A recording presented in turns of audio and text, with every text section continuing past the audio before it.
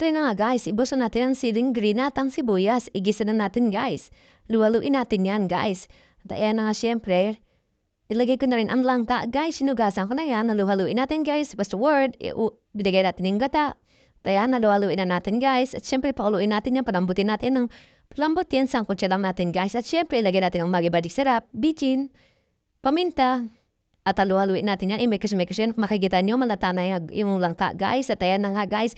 Haluhaluin daw natin. Haluhaluin yan guys. Siyempre, fast forward. Lagyan natin ang hinimay na isda, ang ating sahog at ang si Charon, pambansang sahog ng bayan, si Charon. Ayan, i-mix natin yan guys. Kaya tapos haluhaluin natin yan.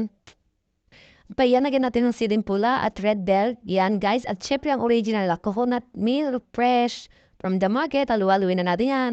Ang sarap guys. For today's video, luto tayo ng ginataang langka. Ayan mga guys, ginulay na langka kung nakikita nyo guys. Yung kaimbahin yan guys. Please like, share, and subscribe. Pakicomment naman kung tagasan ka para malaman ko kung saan umaabot ang aming mga video. For today's video, ginataang langka. Yan guys. Salamat sa panonood.